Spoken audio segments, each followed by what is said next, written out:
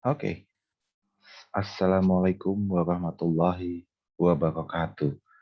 Selamat pagi, selamat siang, kalian semua.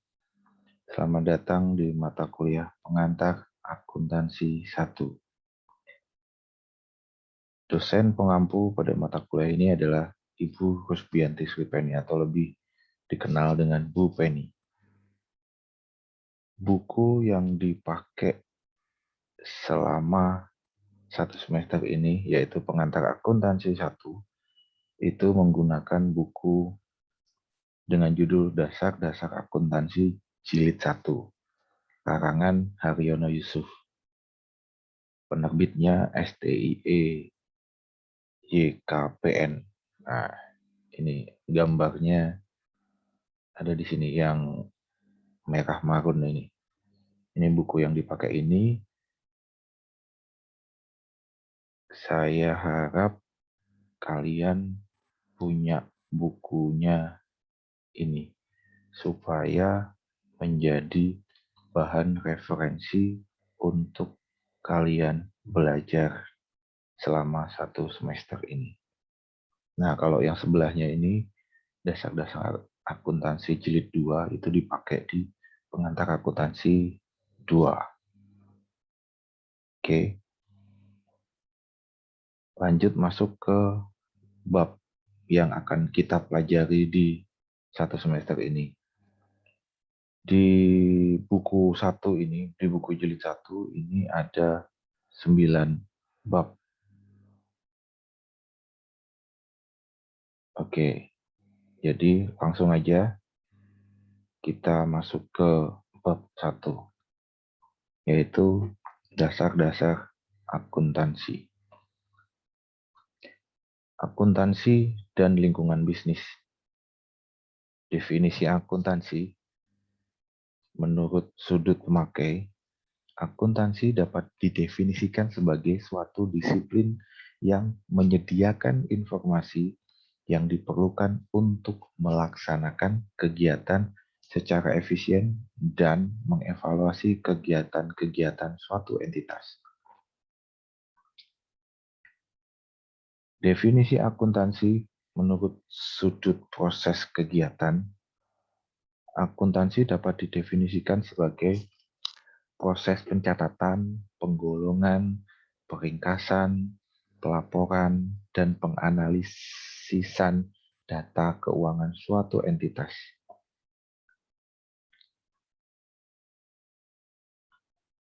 Nah, ini akuntansi sebagai suatu sistem informasi. Akuntansi adalah sistem informasi yang mengukur aktivitas bisnis, mengolah data menjadi laporan, dan mengkomunikasikan hasilnya kepada para pengambil keputusan. Kalau zaman saya kuliah dulu, proses akuntansi masih manual, masih dicatat di buku.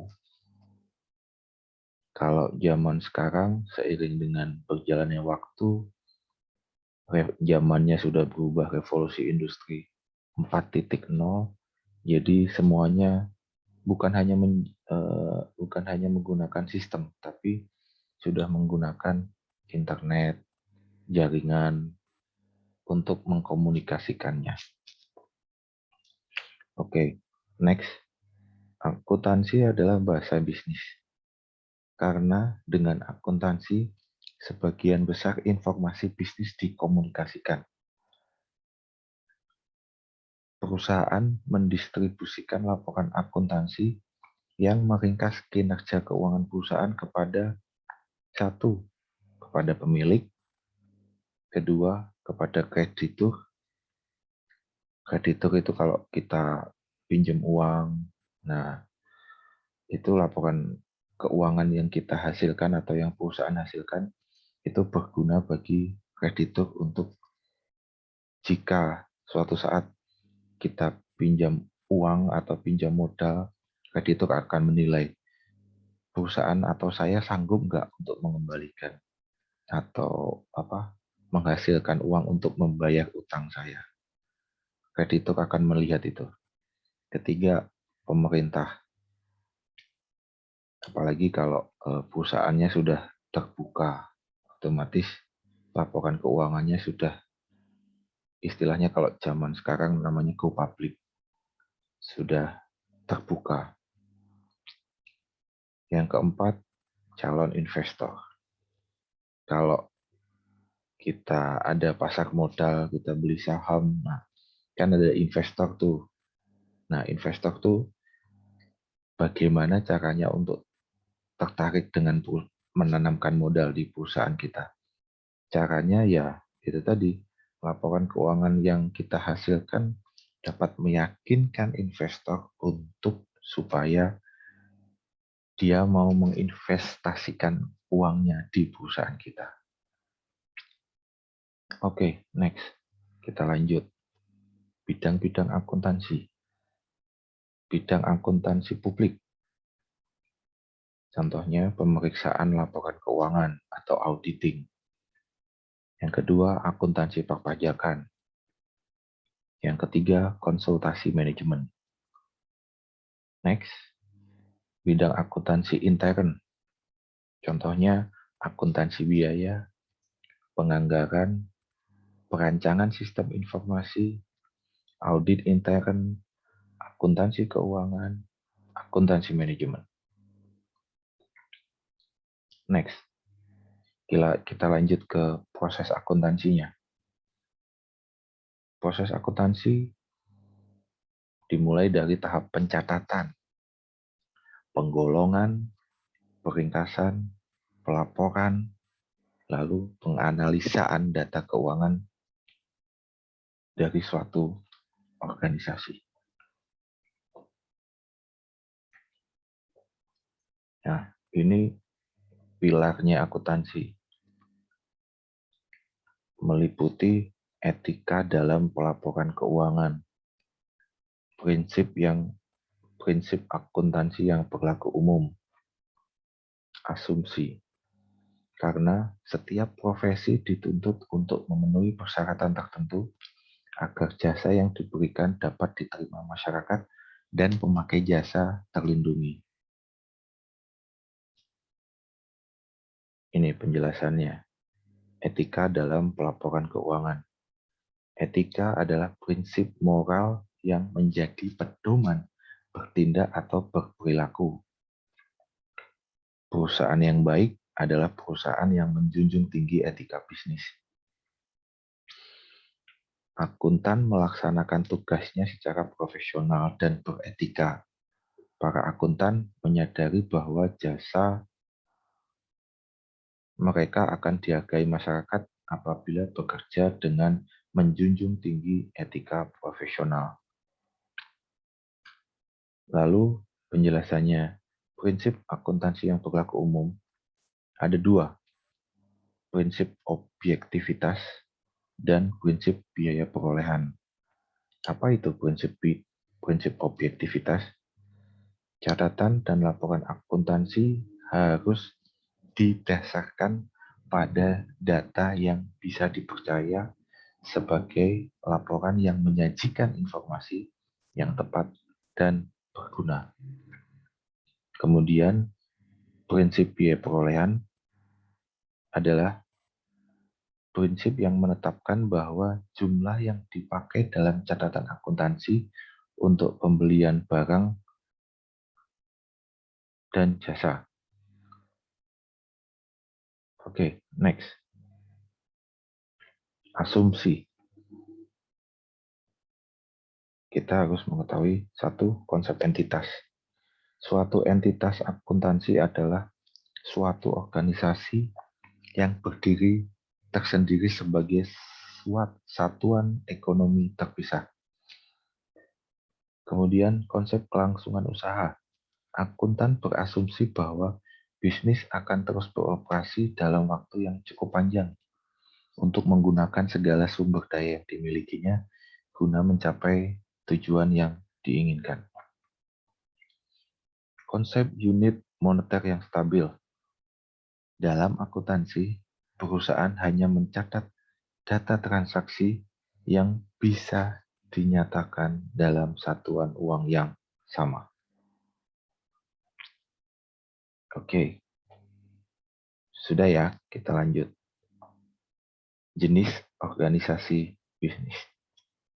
Contohnya yang pertama, badan usaha perseorangan, yang kedua badan usaha persekutuan, yang ketiga badan usaha perseroan. Nah, kita masuk ke apa yang dimaksud transaksi bisnis. Transaksi bisnis adalah suatu kejadian ekonomi atau kondisi yang secara langsung mempengaruhi posisi keuangan entitas atau secara langsung mempengaruhi hasil operasi entitas tersebut. Nah, ini masuk ke hubungan antara aset dan sumber aset. Ini ada contoh. Seandainya Tuan Budiman berpendapat bahwa untuk keperluan operasional dibutuhkan tambahan kas sebesar 5 juta. Dan untuk memenuhi kebutuhan ini, perusahaan akan meminjam uang dari bank. Maka, harta perusahaan yang berupa kas akan berubah menjadi 15 juta. Modal Tuan Budiman tidak berubah, tetapi sekarang perusahaan mempunyai kewajiban atau utang pada pihak luar sebesar 5 juta. Keadaan ini dapat dinyatakan dengan persamaan sebagai berikut. Nah, ini persamaan akuntansi adalah harta sama dengan kewajiban ditambah modal. Kalau di soal ini, modal awalnya ditentukan di awal 10 juta. Tadi kan Tuan Budiman berpendapat dia membutuhkan dana 5 juta. Lah 5 jutanya dari utang, pinjam dari bank. Kalau modalnya 10 juta ditambah utangnya 5 juta, jadi total hartanya ada 15 juta. Nah, ini bisa kalian lihat persamaan akuntansi harta sama dengan kewajiban ditambah modal. Oke, next. Lanjut. Misalkan sebagai hasil operasi bulan pertama, perusahaan mendapatkan laba sebesar 1 juta. Maka harta perusahaan akan berubah menjadi 16 juta. Tadi hartanya 15 juta, sekarang ada tambahan laba 1 juta. Jadi totalnya 16 juta. Laba adalah hak pemilik. Oleh karena itu, dengan adanya laba tersebut, maka modal pemilik bertambah menjadi 11 juta. Asalnya dari 10 juta ditambah 1 juta. Nah, keadaan ini jika dinyatakan dalam bentuk persamaan, akan nampak di bawah ini. Oh ya, ini saya agak kesini dikit, biar kelihatan. Harta sama dengan kewajiban ditambah modal.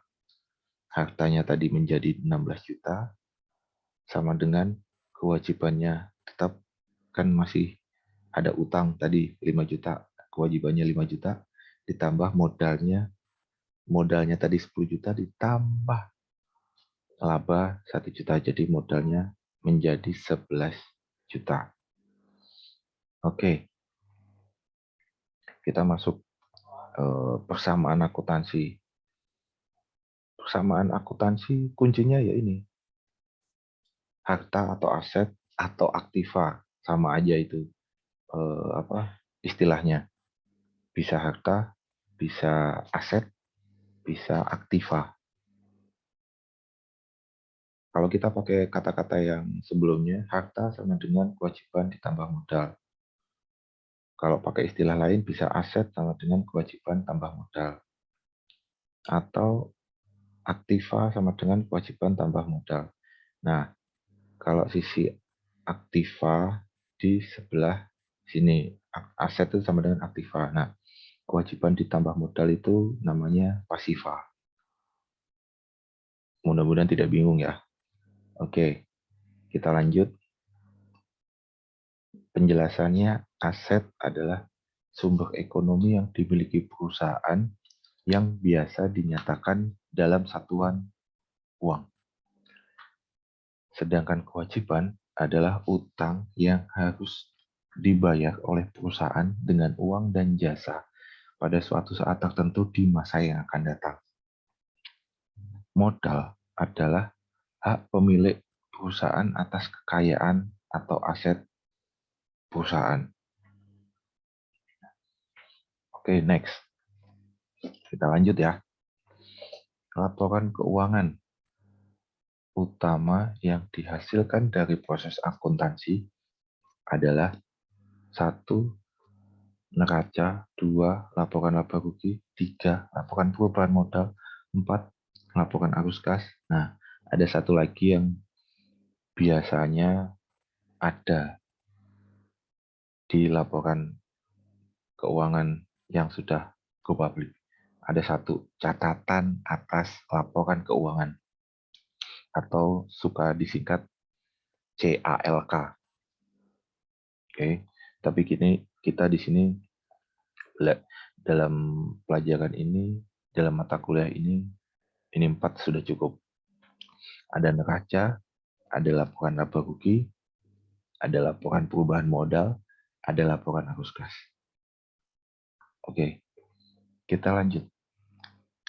Neraca atau sering disebut juga laporan posisi keuangan adalah suatu daftar yang menggambarkan aktiva atau harta kekayaan, kewajiban, dan modal yang dimiliki oleh suatu perusahaan pada suatu saat tertentu. Nah, ini contohnya neraca. Masih ingat kan tadi persamaan yang tadi? Jadi isinya neraca itu sama kayak persamaan akuntansi tadi. Ada ini harta atau aset atau aktiva. Sebelah kiri ada kewajiban dan modal di sisi sebelah kanan. Jumlah total aktiva dan kewajiban ditambah modal atau bisa dibilang pasiva, ini totalnya sama. Total aktiva harus sama dengan total pasiva. Ini angkanya karena tadi contoh angkanya sudah ada di contoh. Jadi kita cuma pengen memberitahu, menjelaskan ini loh bentuknya neraca. Neraca itu di atas baris awal ada nama perusahaannya, namanya apa, terus menunjukkan ini itu apa, ya ini neraca. Terus ini periode tahun berakhirnya. Kan laporan keuangan biasanya itu satu periode itu 1 tahun. 1 tahun kan berakhirnya 31 Desember. Itu. Oke, paham ya bentuknya neraca. Oke, kita lanjut. Oh, ini membahas neraca yang di sebelah kiri. Total aktiva 76 juta. Kita lihat, nah ini total aktivanya ada di bawah 76 juta. Kemudian jumlah kewajiban ada 24 juta. Kita lihat di sini jumlah kewajiban. Di sini termasuk utang dagang, ada utang hipotek. Totalnya 24 juta. Lalu ditambah modal. Ini persamaan akuntansi ya. Ditambah modal. Modalnya 52 juta. Kita lihat. Nah, ini modal Tuan Bambang 52 juta. Oke. Paham ya? Kita lanjut. Laporan rugi laba. Laporan rugi laba menggambarkan keberhasilan atau kegagalan operasi perusahaan dalam upaya mencapai tujuannya. Nah, ini contohnya laporan rugi laba. Isinya itu adalah pendapatannya, dan biaya-biaya. Kalau di sini, ini contohnya laporan rugi laba untuk perusahaan angkutan umum kayaknya. Ini judulnya laporan rugi laba, ini periodenya, berakhir satu periode, 31 Desember tahun sekian. Pendapatannya 10 juta, dikurangi total dikurangi biaya gaji pegawai, biaya bensin oli, biaya ini dijumlah total biaya operasinya 4.600.000. Jadi laba bersih pendapatan jasanya 10 juta dikurangi jumlah biaya operasi 4.600.000, jadi laba bersihnya 5.400.000. Paham ya sampai sini? Oke, kita lanjut. Laporan perubahan modal. Hasil operasi perusahaan yang berupa laba atau rugi akan berpengaruh terhadap pemilik ekuitas. Pemilik. Informasi tentang perubahan modal pemilik biasanya dituangkan dalam sebuah perubahan modal. Nah, ini contohnya. Oh, masih sama. Perusahaan angkutan, laporan perubahan modal untuk tahun 31 Desember. Ini dalam membuat laporan keuangan, salah satunya harus mencantumkan ini. Jadi jangan ujuk-ujuk atau jujuk langsung nominal angkanya atau apa, harus ada apa ya? Ya, ini perusahaan apa, ini laporan apa, laporan laba rugi kah, atau neraca kah, atau laporan perubahan modal, lalu di baris ketiga periodenya. Oke. Nah, kita masuk ke laporan perubahan modal. Ini contohnya, isinya adalah modal awal. Modal awal jelas, kalau ini periodenya berakhir 31 Desember, berarti modal awal itu pasti 1 Januari. Modal awal 48.600.000 rupiah.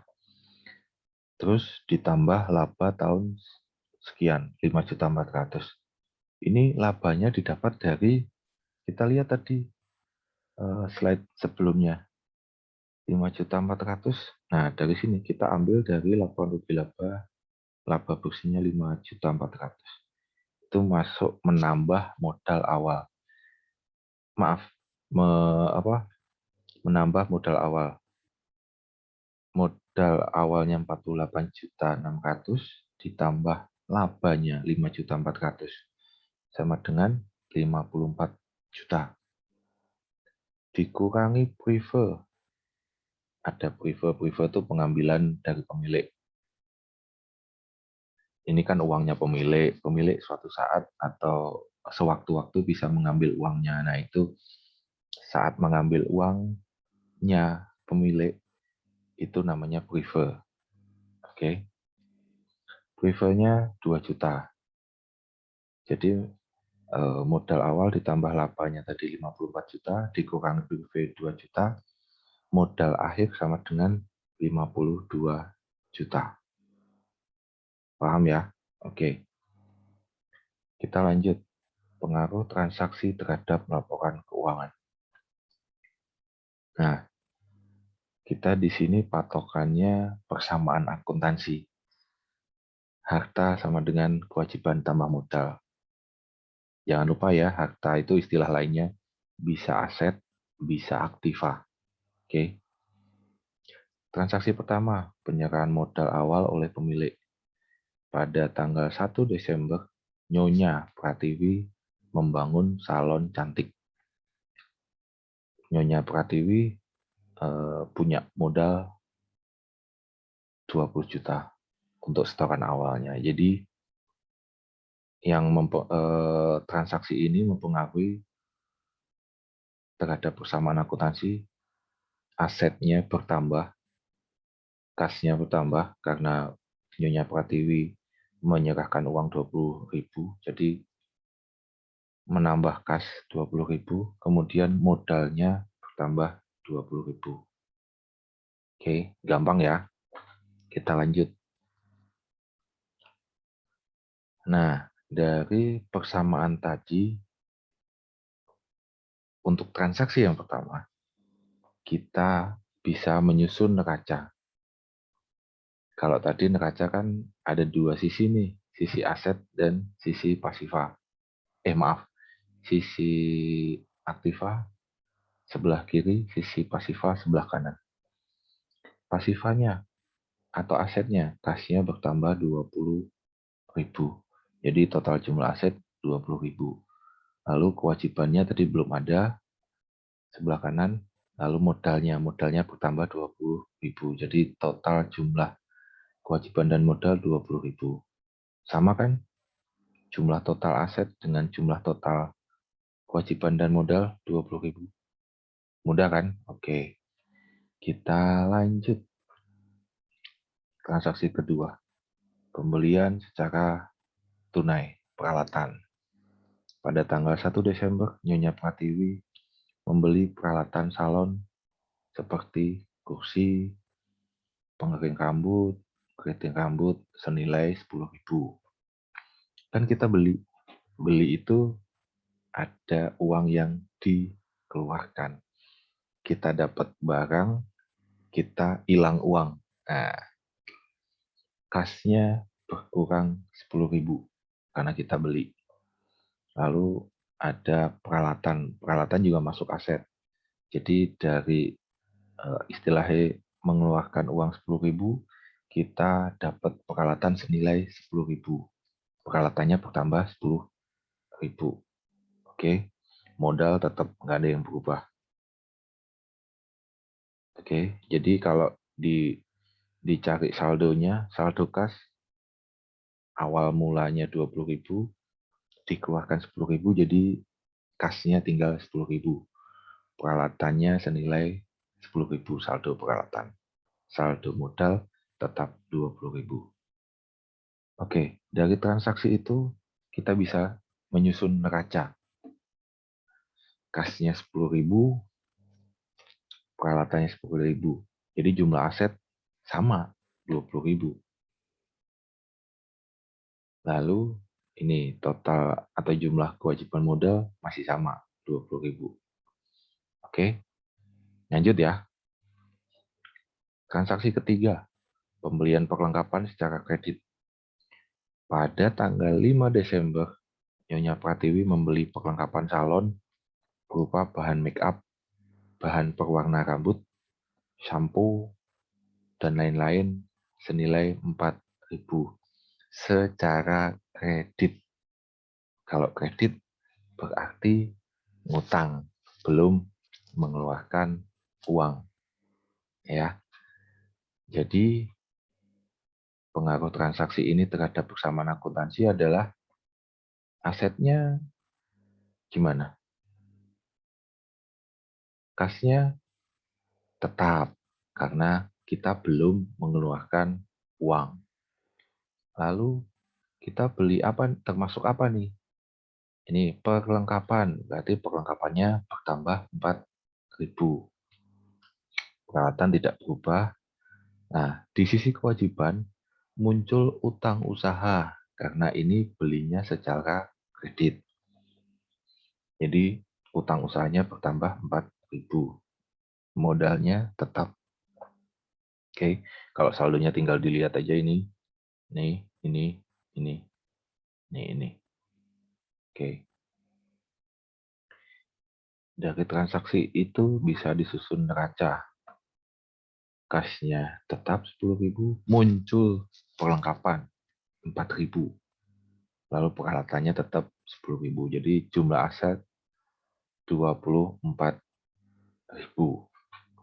Terus sisi sebelah kanan, sisi pasiva, kewajibannya muncul utang usaha 4.000 karena tadi ngutang belum bayar. Terus modal masih tetap 20.000. Jadi jumlah kewajiban dan modal 24.000. Sama kan? Nah, ini harus sama. Sisi kanan sama sisi kiri sama sisi kanan. Harus balance. Itu neraca. Oke, kita lanjut. Transaksi keempat. Masih semangat kan? Oke. Transaksi 4. Pemberian atau penjualan secara kredit. Jasa, penjualan jasa. Kan ini salon. Salon kan menjual jasa.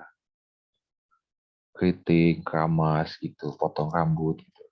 Menjual jasa. Dalam waktu 2 minggu, salon cantik telah mendapat keuntungan langganan cukup banyak. Sebagai promosi mereka, diberi kelonggaran membayar dalam waktu beberapa minggu.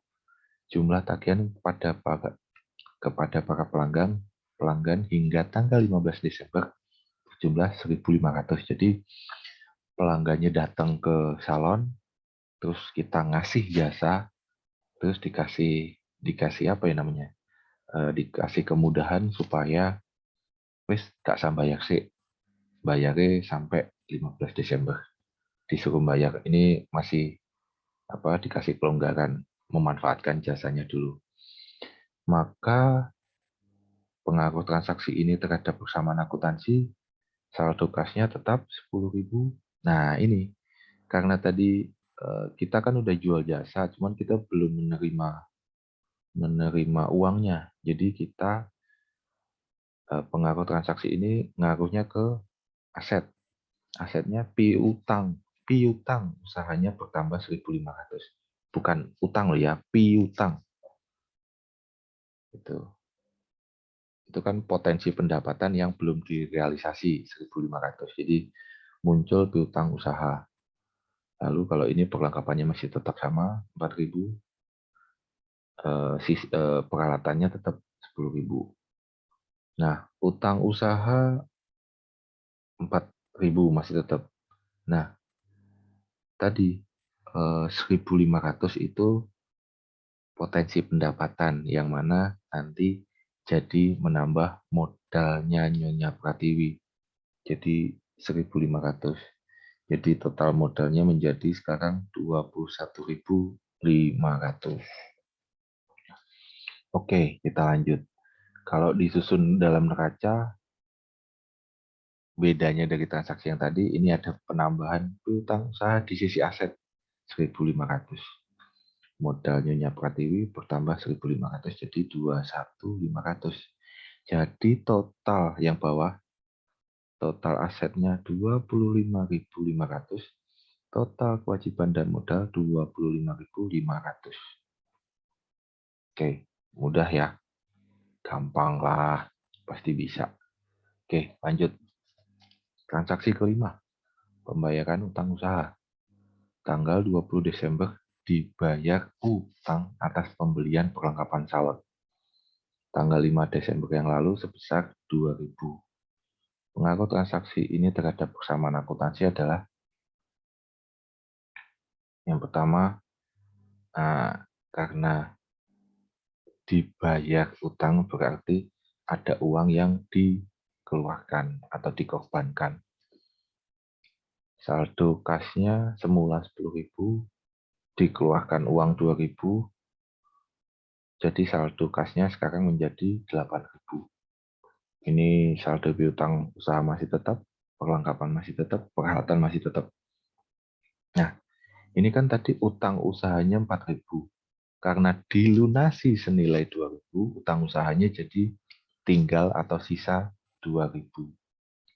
Modalnya masih tetap 21.500. Oke, kita lanjut. Oke, kalau disusun dalam neraca, ini yang beda adalah kasnya jadi 8.000. Tadi kan ada pengeluaran kas senilai 2.000, jadi kasnya sisa 8.000. Lalu utang usahanya juga tinggal 2.000 karena sudah dilunasi. Oke, next ya. Lanjut. Transaksi ke-6. Pembayaran utang usaha. Nyonya Pratiwi menyewa sebuah rumah untuk tempat menyelenggarakan kegiatan usahanya. Pada hari ini dibayar sewa rumah senilai 300. Pengaruh transaksi ini terhadap persamaan akuntansi adalah, ada uang yang dikeluarkan senilai 300. Jadi kasnya berkurang 300. Jadi saldonya tinggal 7.700. Lalu modalnya juga berkurang 300. Jadi saldo modalnya 21.500. 7.200. Kalau dibuat dari dalam neraca, ya ini samain aja tadi yang berubah kasnya jadi 7.700, modalnya berubah jadi 21.200. Oke, lanjut. Gampang kan? Nggak kecepatan kan? Oke, kita lanjut. Transaksi 7, pembayaran beban gaji. Perusahaan membayar gaji pegawai salon senilai 450. Sama, ngeluarin uang 450, ini kalau dalam persamaan akuntansi mempengaruhi kas. Kasnya berkurang 450. Jadi saldonya 7.250. Saldo modalnya juga berkurang 450 menjadi 20.750 rupiah. Oke, kalau disusun dalam neraca sama, yang berubah kas sama modalnya. Oke, lanjut ya. Transaksi 8, penerimaan pelunasan piutang. Pada akhir bulan Desember diterima pembayaran dari para pelanggan yang telah menerima jasa salon kecantikan hingga tanggal 5 Desember sebesar 700.000. Nah, kalau masih ingat tadi ada transaksi apa itu namanya, piutang usaha 700. Nah, ini piutang usahanya dilunasi 700. Jadi sing dek mau 1.500 dilunasi 700, jadi sisa piutang usahanya tinggal 800. Karena ada yang bayar, berarti ada pendapatan atau ada penambahan kas senilai 700. Jadi saldo kas bertambah sekarang 7.950 rupiah. Oke, lanjut ya. Kalau dalam neraca, ya perubahannya ada di kas sama piutang usaha. Oke, kita lanjut. Next, transaksi 9. Pemberian atau penjualan jasa secara kredit. Selama 2 minggu terakhir bulan Desember, salon kecantikan memberikan jasanya kepada sejumlah pemakai jasa senilai 3.800. Pada hari ini dikirimkan tagihan kepada para pemakai jasa tersebut. Transaksi ini sama dengan transaksi nomor 4. Pengaruh transaksi ini terhadap persamaan akuntansi sama. Apa ya? Kita sudah ngasih jasa kita, tapi pembayarannya belum dibayar. Jadi perubahan apa itu namanya, mempengaruhi persamaan akuntansi ini. Untuk piutang usahanya bertambah 3.800, jadi saldonya menjadi 4.600, lalu modal pratiwinya bertambah 3.800, totalnya 24.550. Kalau disusun dalam neraca, yang berubah tadi piutang usahanya bertambah dan modalnya bertambah 24.550. Oke, kita lanjut. Masih sanggup kan? Kita lanjut. Transaksi 10. Pada akhir bulan Desember dibayar beban listrik dan air, masing-masing sebesar 250 dan 150. Transaksi ini prinsipnya sama dengan transaksi 6. Ayo, kita masih ingat kan transaksi nomor 6 tadi?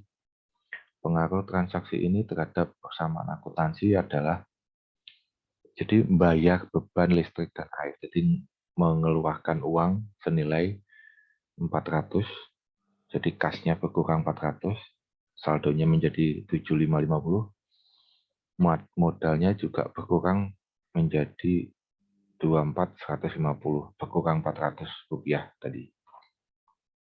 Kalau dalam neraca yang berubah berarti kasnya sama modalnya. Oke, next. Transaksi ke-11, pemakaian perlengkapan. Persediaan perlengkapan salon yang masih tersisa pada tanggal 31 Desember berjumlah 3.000.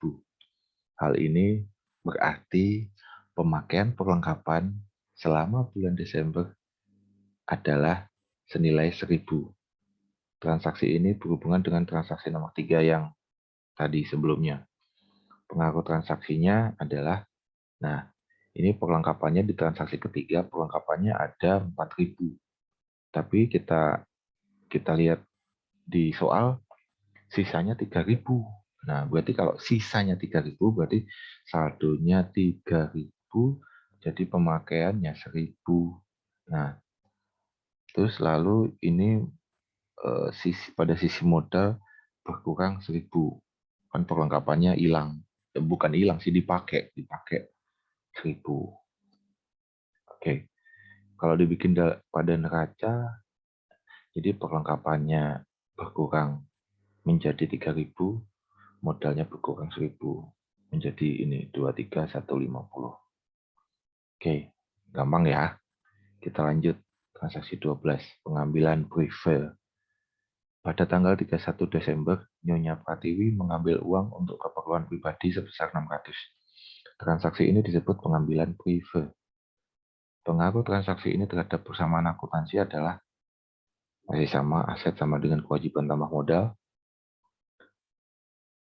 Pengambilan pribadi, berarti ada kas yang berkurang, soalnya uangnya diambil. 600.000 berkurang, saldo kasnya. Berarti saldonya 6950. Modal Pratiwi juga berkurang karena prefer tersebut 600 menjadi 22.550. Oke, next ya. Nah, untuk neraca ya tinggal yang berubah kasnya sama modalnya. Oke. Nah, ini apa ya? Rekap ringkasan transaksi dari nomor 1 sampai 12. Itu kalau di rekap atau diringkas seperti ini. Akun kas tadi di transaksi 1 bertambah, transaksi kedua berkurang 10.000 dan seterusnya sampai ketemu saldonya ini di bawah. Begitu juga yang kolom piutang usaha. Pada transaksi keempat bertambah 1.500, transaksi ke-8 berkurang 700, transaksi ke-9 bertambah 3.900 dan saldonya ada di bawah ini. Kemudian perlengkapan juga sama, ini ada saldonya, peralatan juga ada saldonya, utang usaha ini ada saldonya, modalnya ada saldonya. Yang harus dicermati bahwa total aset saldo kas tambah saldo piutang usaha tambah saldo perlengkapan tambah saldo peralatan itu jumlahnya harus sama dengan ini saldo utang usaha ditambah saldo modal. Oke. Nah, ini ringkasan informasi mengenai sebab-sebab terjadinya pertambahan modal. Kita ingat setoran modal 20.000. Terus ini ada transaksi keempat, pendapatan salon 1.500. Sing masih ngutang tadi loh. Terus 6, transaksi ke-6 ada beban sewa. Bayar sewa 300. Transaksi 7 bayar gaji. Ini beban gaji 450. Terus transaksi 9 ada pendapatan salon 3.800. Terus ini bayar beban listrik dan air 10, transaksi ke-10 senilai 400. Pemakaian perlengkapan 1.000, pengambilan prefer 600. Jadi saldo modal di total ini ada ditambah, dikurangi, ditambah dan seterusnya menjadi 22.550. Oke, 2550 ya. Terus ini laporan laba rugi, laporan perubahan modal perusahaan salon cantik untuk bulan Desember. Ini laba ruginya. Pendapatan salon 5.300. Asalnya dari, kita lihat slide sebelumnya. 5.300 ini pendapatan salon ini ada dua kan? 1.500 sama 3.800. Di jumlah 5.300. Nah, beban operasi terdiri dari beban sewa. Kita lihat slide sebelumnya. Ada beban sewa, ada beban gaji 450, ada beban listrik air 400. Kita jumlah 300, 450 tambah 400 tambah beban pemakaian perlengkapan 1.000. Beban operasi 2.150. Jadi laba bersih 5.300 dikurangi 2.150 sama dengan laba bersih 3.150. Laporan perubahan modal. Nah, ini nyambung antara tadi apa itu namanya laba ruginya. Labanya tadi 3.100 itu menambah modal awal. Jadi menjadi 23.150 dikurangi break-even-nya 600. Jadi modal akhir 23.150 dikurangi 600 sama dengan 22.550. Sama enggak sama yang ini? Mana tadi? Nah, ini. Sama kan? 22.550. Oke. Ini penjelasan. Mudah-mudahan nggak ada pertanyaan di slide sebelumnya tadi. Oke. Angka laporan laba rugi menjadi bahan untuk menyusun laporan perubahan modal. Nah, tadi nih. Labanya menambah modal awal. Nanti baru dapat modal akhir. Angka dalam laporan perubahan modal akan menjadi bahan untuk menyusun neraca. Oleh karena itu, urutan dalam menyusun laporan keuangan adalah sebagai berikut. Nih, urut laporan laba rugi yang pertama, laporan perubahan modal, lalu baru nyusun neraca. Oke, kita lanjut. Nah, ini tadi angka di laba bersih ini menambah modal awal, lalu dikurangi break-even. Nah, angkanya modal akhir yang di bawah ini menjadi modal akhir di dalam neraca, dalam menyusun neraca. Oke, pelan-pelan nanti kalau dibaca ulang lagi. Oke, dah. Bab 1 selesai sampai di sini. Ini contoh dan penyelesaiannya bisa dipelajari di rumah ya. Nanti kalian setelah cari bukunya, buka contoh dan penyelesaian dipelajari. Oke, untuk bab 1 saya akhiri sampai di sini. Sampai ketemu minggu depan. Assalamualaikum warahmatullahi wabarakatuh.